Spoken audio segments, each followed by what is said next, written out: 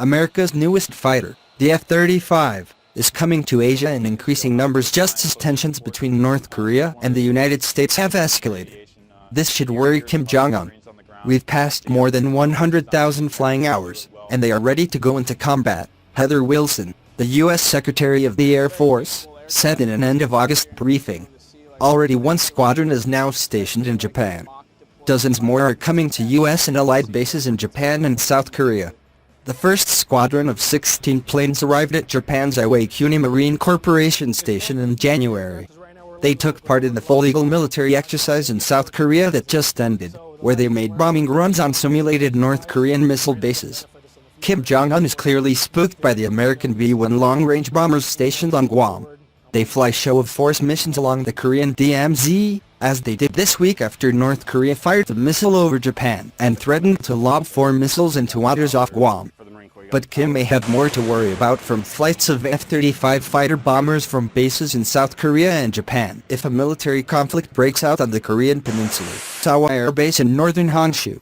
On paper it would seem that the F-35 could easily brush aside North Korea's comparatively ancient air defenses in any sustained attack on North Korea. The North's most capable fighters are a handful of Sukhoi 15 and MiG-29 seconds, both of late Cold War vintage. South Korea has purchased 40 of the planes arriving by the end of next year. Japan has bought 42 that are now rolling off the Lockheed Martin assembly lines in Texas. The first 4 were built there, but the remaining 38 will be assembled by Mitsubishi Heavy Industries in Japan. Acquisition of the F-35 will give the Japanese military something that it has always lacked, namely a capability to strike back at North Korean bases if they launch a missile at Japan, or even to strike preemptively.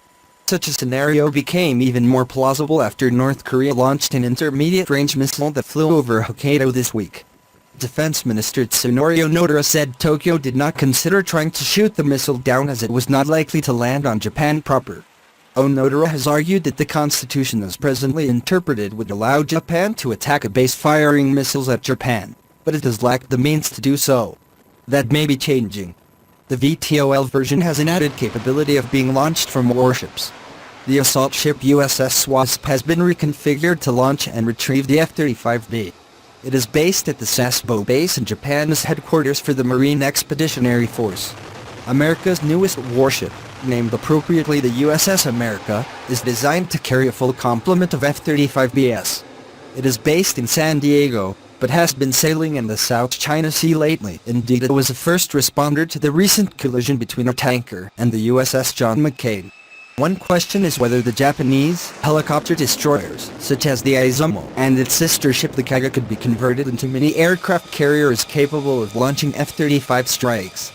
It would require considerable refitting. For example, the flight deck would have to be coated with a fire-resistant substance, otherwise the plane would burn the hole in the deck on takeoff. At the moment, Japan does not possess any fighters capable of vertical launches, and there is no indication that it wants any. The only VTOL in the Japanese inventory is the controversial Osprey, a marine transport plane.